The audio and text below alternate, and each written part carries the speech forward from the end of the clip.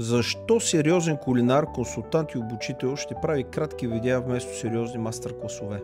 Всъщност едното не изключва другото. Не само не съм спрял с обученията и лекциите за професионалисти, но дори скоро ще разберете за сериозната обучителна платформа, която в момента подготвяме. Причината обаче да се насочим с екипа към кратките видеа е днешното младо поколение, което избира своите кумири по броя гледания и последователи вместо по стойността, която съдържанието на видеото реално носи. Една лична история беше изключително преобръщаща за мен.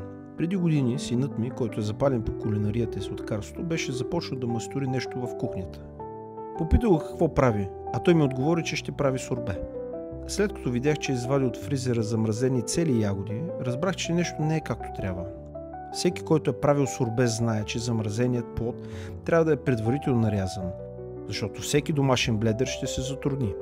А и не само, за сорбето е необходимо първо замразения плод да се пюрира с кондензирано мляко, възможно най-бързо и за възможно най-кратко време. В противен случай ще стане течна смес и няма да има търсен ефект от замразените плодове. На което обаче синът ми отговори бързо и рязко: споко.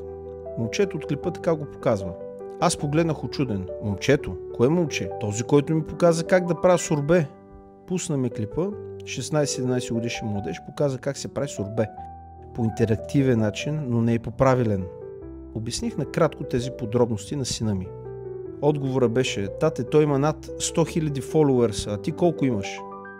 Тези фолуърси, си реч последователи, имат по-голяма стойност за сегашните младежи, отколкото такива чичаци като нас, които десетилетия наред развиваме кулинарията, водим обучение и презентации на национални форуми, конференции и състезания за професионалисти. Ама нали се сещате, нямаме тези 100 000 фолуърса, си реч безработни пишлемета, дето да ни следват простотиите в свободното си време.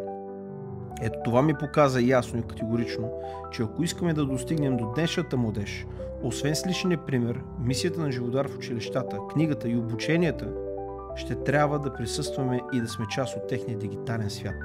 Защото се казва, когато планината ни отива при Мохамед, Мохамед отива при планината.